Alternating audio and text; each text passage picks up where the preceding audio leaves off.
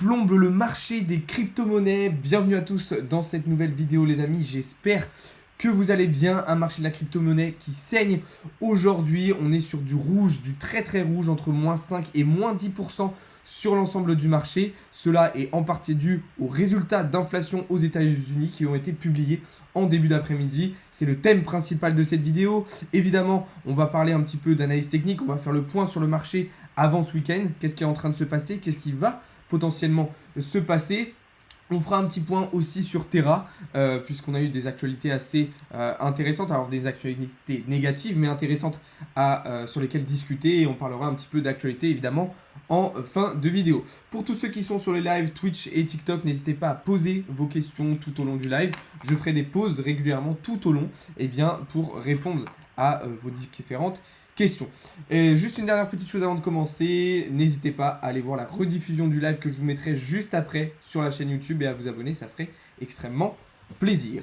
Donc comme je vous le disais, un marché de la crypto-monnaie qui saigne en cette fin de semaine, un marché très très rouge. Cela s'explique en partie par les résultats d'inflation, comme je vous le disais, qu'on a eu venant des États-Unis, une inflation qui monte à 8,6% aux États-Unis. C'est la première fois que ça arrive depuis 40 ans, donc depuis décembre 1981. Je rappelle qu'à l'époque, c'était Ronald Reagan qui était président des États-Unis, donc ça remonte à une toute autre époque. C'est assez significatif, cette inflation aux États-Unis. C'est assez représentatif aussi de la santé économique et mondiale, santé économique et financière du monde dans son intégralité. Globalement, on le sait, on s'apprête à rentrer dans une phase de répression, on s'apprête à potentiellement avoir un gros crash boursier dans les mois et les années à venir. Tout ça, tout ce qu'on voit là en ce moment, ce sont les prémices en fait de cette décadence, de cet écroulement de l'économie américaine, mais aussi mondiale, puisque vous vous en doutez, cela ne va pas toucher uniquement les États-Unis. Donc là, on va rentrer dans une période qui ressemble à ce qui avait pu se passer par exemple dans les années 30. Je parle économiquement, même si les causes ne sont pas les mêmes, et à ce qu'il y avait pu avoir en 2008. Donc attention, quand vous allez voir des gens comme Christine Lagarde ou des institutionnels qui vont nous dire « Ne vous inquiétez pas, ce n'est pas un crash boursier », ne les écoutez pas. Je rappelle que la plupart des décisionnaires, la plupart des institutionnels en 2008 nous disaient « Ne vous inquiétez pas, ce n'est pas un crash boursier, tout va bien se passer ». On voit le résultat, on sait ce qui s'est passé après. Bref, en tout cas, ces résultats d'inflation, ils ont bien impacté le marché aujourd'hui, puisque Bitcoin est rentré dans une grosse phase de correction, alors que ce matin, on était plutôt dans une optique de venir chercher à nouveau potentiellement les 30 500 $. Ces résultats d'inflation, vous le voyez, nous ont totalement plombé. 14 heures, résultat à 15 heures, ça a tout fait foirer. Bitcoin casse donc de nouveau, casse donc pour la première fois, ce triangle de compression H4 par le bas, ce qui devrait probablement l'emmener en direction du bas du range vers les 28 500 $. Donc là, on s'y approche très très rapidement, ce sont les targets qu'on peut se fixer d'ici peut-être ce soir ou même demain matin. On devrait très très rapidement venir chercher les 28 500 $. Vous le savez, moi je suis toujours dans un scénario baissier. Je considère qu'ici en rouge, on a une grosse zone de liquidité, et donc il va falloir aller absorber, il va falloir aller chercher cette liquidité afin que le marché se relance et reparte à l'hausse. Ça ne veut pas dire qu'on va vraiment faire plusieurs bougies dans cette zone-là. Ça peut être seulement, par exemple, quelques mèches, comme on l'avait fait, par exemple, au mois de mai, mi-mai, au tout début du range. Il faudrait qu'on revienne chercher un petit peu cette liquidité avant que le marché se relance. Donc pour l'instant, mon scénario baissier, personnellement, il se confirme. Maintenant, attention, peut-être qu'on va de nouveau rebondir sur la zone des 28 500 pour de nouveau revenir chercher le haut du range. Donc vous voyez qu'on est dans une situation vraiment assez particulière. Ça fait maintenant un mois qu'on est dans cette configuration de range. Vous le savez, un range, lorsqu'il va casser, il va avoir un mouvement de cassure fort, surtout quand ce range il dure dans le temps. Là, ça fait quand même un mois, c'est une phase de latéralisation assez importante, donc on peut s'attendre à un mouvement de cassure assez important. Bon, je ne vais pas m'étaler trop sur le sujet, puisque sur cette partie-là, je vous en avais déjà parlé dans le JT de la crypto qui est sorti hier soir. D'ailleurs, je vous invite à aller voir la vidéo. Mais ce qu'il faut comprendre, c'est que voilà, là, clairement, on a cette vision du système financier traditionnel qui impacte les crypto-monnaies. On le sait, même si Bitcoin commence à se décorréler un petit peu des marchés financiers traditionnels, on a quand même ce fort lien en ce moment, et on en a l'exemple parfait, puisque résultat d'inflation, donc news négatif, on a donc les marchés américains qui ont été mis en difficulté. On le voit ici avec le S&P 500 qui a pris une énorme claque cet après-midi. Vous voyez quand même, on a un énorme trou de bougie, c'est quand même assez inquiétant. Pour l'instant, sur les marchés européens, on a la même chose. Réaction du CAC 40 tout à l'heure, idem. On pourrait regarder le marché des actions, mais c'est la même chose. On peut regarder ici Total, on peut regarder ici la Société Générale. Tout se pète la gueule. Tout se pète la gueule. On pourrait regarder du côté du Nasdaq aussi potentiellement. Gros crash aussi. Donc tous ces crashs en fait, toutes ces corrections qui ont été entraînées par les résultats d'inflation américaine, elles ont eu un impact immédiat et direct sur le cours du Bitcoin. Et donc du coup, après, réaction en chaîne, on a l'intégralité quasiment du marché crypto qui a suivi et qui crash aussi.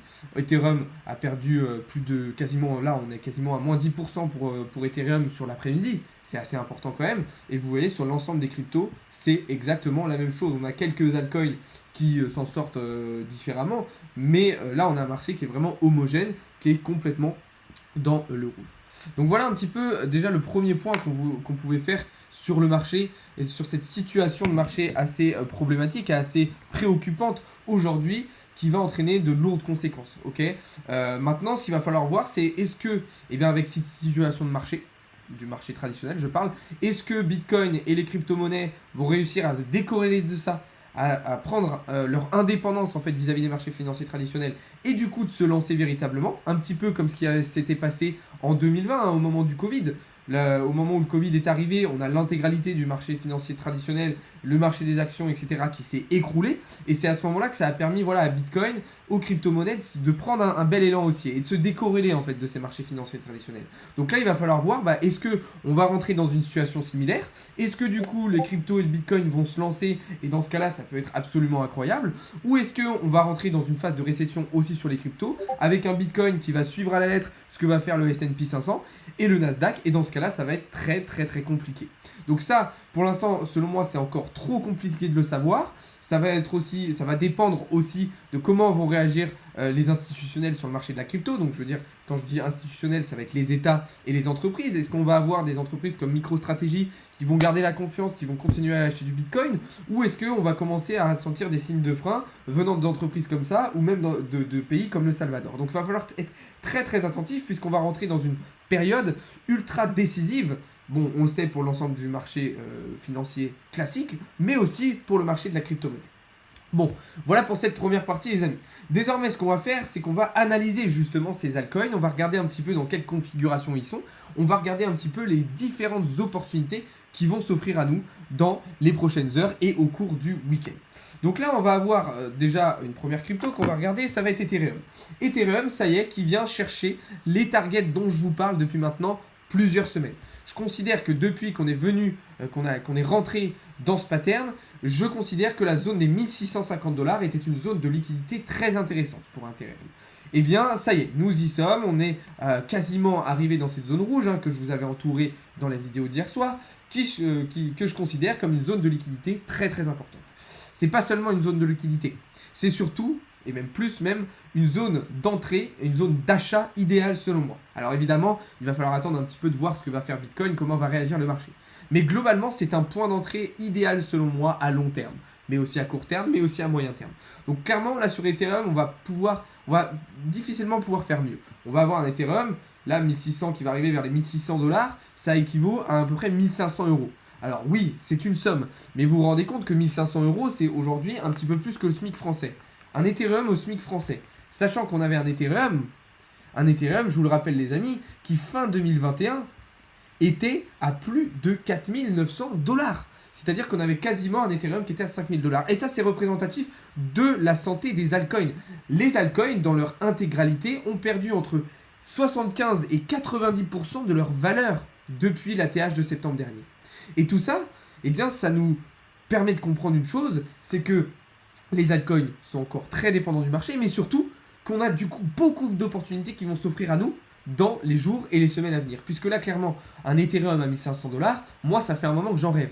Ça fait un moment que j'en rêve et que j'en avais envie. Alors oui, moi aussi, j'ai acheté mes premiers Ethereum à 250$. Et peut-être que parmi vous, il y en a.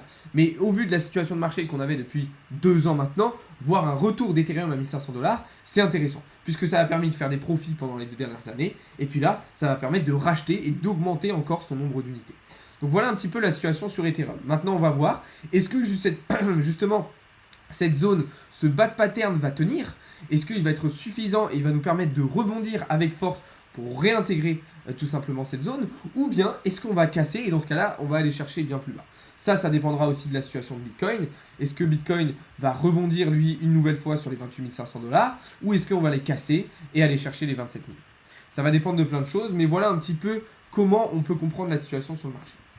On va regarder désormais du côté du Solana. Solana en H1 ce matin qui évoluait au sein de ce Bear Flag. Bear Flag, je le rappelle, c'est une situation et c'est une configuration qui nous permet la plupart du temps de prolonger la tendance baissière. Donc là, vous voyez que on a eu un trade perdant ce matin sur le Solana, hein, je vous le dis avec toute transparence. L'objectif, selon moi, étant donné que je considérais que Bitcoin ce matin allait revenir chercher les 30 500 $, je m'attendais à un rebond. Donc j'avais misé sur un rebond en direction du haut du pattern. Je m'attendais en fait à un dernier rebond sur la trendline basse avant de venir chercher une cassure par le bas. Malheureusement, ce n'a pas été le cas. Donc en fait, très rapidement, adaptation, c'est-à-dire boum, ok, on voit que ça casse par le bas, on sort du trade le plus rapidement possible pour limiter ses pertes, et du coup, on attend la confirmation de cassure, et boum, on va chercher les targets qu'on s'était fixés. Ok, donc là, c'était certes une situation piège, mais avec des connaissances, avec des compétences et avec un petit peu de jugeote, c'était très très facile de s'adapter et de venir chercher des profits sur le Solana. Donc félicitations à ceux qui l'ont fait, tant pis pour ceux qui ne l'ont pas fait. Donc voilà déjà une première opportunité qui était à saisir assez intéressante sur le Solana. Ensuite, on avait quelque chose du BNB. BNB, là, tout s'est extrêmement bien passé. BNB qui évoluait au sein de ce triangle de compression en M15, mais qui est valable aussi en H1, ce triangle. Donc là, tout s'est extrêmement bien passé. Là, on a voulu effectivement prendre position sur le bas du pattern. Donc en fait, au niveau du rebond, tout simplement. Et puis de revenir chercher le haut. Donc là, vous voyez qu'on s'est fixé plusieurs targets. Hein. Les dernières étaient à 295, il me semble, sur le trade de ce matin. Toutes ont été touchées. Félicitations à vous. Là, maintenant, adaptation, pardon. Qu'est-ce que je raconte? Adaptation. On a un premier trade en longue qui est passé. On a pris nos profits. Formidable. Maintenant, on se rend compte que désormais, ce pattern, eh bien, il vient casser par le bas. Donc là, boum, on s'adapte. Et cette fois-ci, on va prendre la position en short. Comment on va faire? Là, tout simplement, on va prendre la hauteur de notre pattern. Donc, à l'entrée, de cette manière. Cette hauteur de pattern, on va la reporter à l'endroit de cassure. Et on va, du coup, pouvoir fixer nos targets de cette manière. Donc là, l'objectif va être de venir chercher les 279,8 $ pour BNB. En termes de stop loss, là, rien de compliqué. Personnellement, je vais utiliser cette zone de support ici, que vous voyez avec le plat de la Kijun, tout simplement. Ce qui me permet d'avoir un ratio risque-récompense de 3,79, ce qui est absolument idéal. Donc là, c'est un trade qui était assez facile à identifier. Maintenant, attention. Là, vous voyez quand même 15, on a bien cassé. En H1, il va falloir rester prudent puisqu'on a quand même le nuage qui va potentiellement nous ralentir. Et on voit que la bougie n'a pas encore clôturé en dehors du pattern. Donc moi, ce que je vais vous conseiller, ça va être de vraiment fonctionner avec des TP évolutifs et du coup de prendre des profits assez rapidement sur le trade pour éviter de vous faire piéger comme on l'a fait ici. Vous voyez que ici, on avait clôturé en dehors du pattern, donc on pouvait s'attendre à une cassure vers le haut. Finalement, fake out. Là, il n'y a aucune chose qui nous dit qu'on ne va pas de nouveau faire un fake out et réintégrer. Donc il faut être extrêmement prudent en ce moment sur le marché, les amis. Mais là, vous voyez que sur BNB, il y a la possibilité de faire un trade gagnant ce matin et un trade gagnant ce soir. On continue tout de suite avec le DYDX. Lui, ça y est, on a déjà touché tous nos take profit. Hein. Je vous rappelle qu'on avait pris position ce matin. Alors, on attendait la confirmation de cassure du nuage ainsi que du pattern. C'était une configuration de Bear Flag là aussi, donc prolongation de tendance baissière. On a donc pris position. Boum, vous voyez qu'avec la mèche, toutes nos targets ont été touchés. Donc, félicitations aussi à ceux qui ont suivi le trade. Donc, voilà un petit peu la situation qu'on avait aujourd'hui sur les différents altcoins. Il y avait pas mal d'opportunités, encore une fois. Oui, on a un marché piège. Oui, on a un marché difficile. Oui, on a un marché manipulé. Mais tout ça, ça nous permet quand même de prendre un certain nombre de positions, de saisir un certain nombre d'opportunités.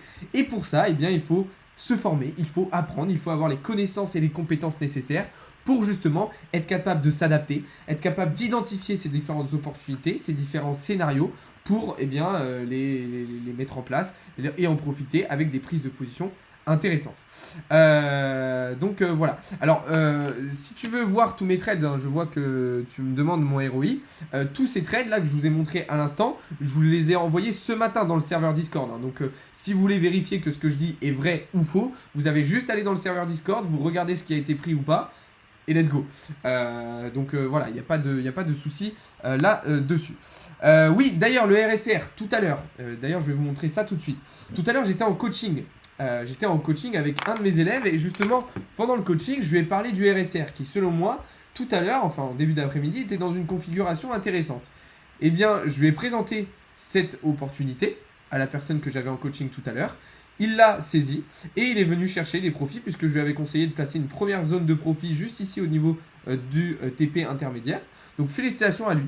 Donc vous voyez que en fait, je vous apporte des connaissances en live, je vous apporte des connaissances en vidéo, je vous apporte des connaissances sur le Discord. Et même quand je vous ai en coaching, si je vois un truc d'intéressant, je vous le dis.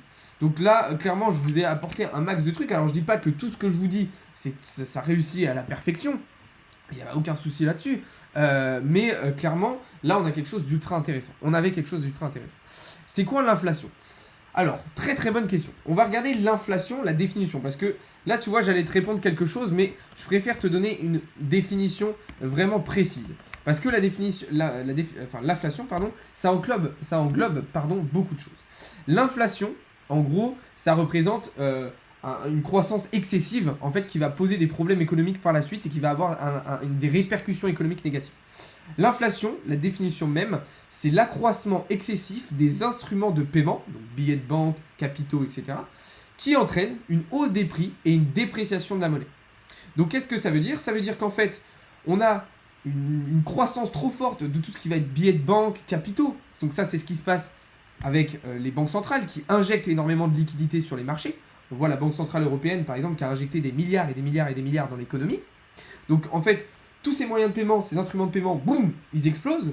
Du coup, vu que tout ça explose, on a une monnaie qui perd de la valeur. Puisque du coup, ce qui fait la valeur aussi d'une monnaie, c'est aussi sa rareté. Donc, si on injecte de l'euro dans l'économie européenne, et bien du coup, la valeur de l'euro perd, descend, baisse, ok? Et c'est exactement ce qui se passe depuis plusieurs mois. Aujourd'hui, on a un euro qui est quasiment aussi fort que le dollar, alors que le dollar, depuis bien longtemps, était beaucoup plus faible que notre euro.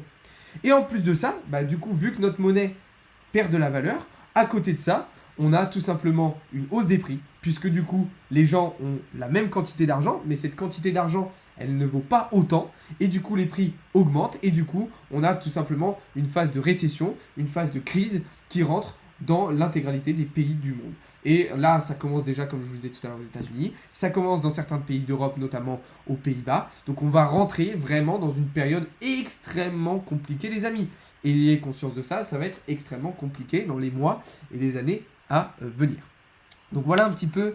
Mais pourquoi ils impriment des billets?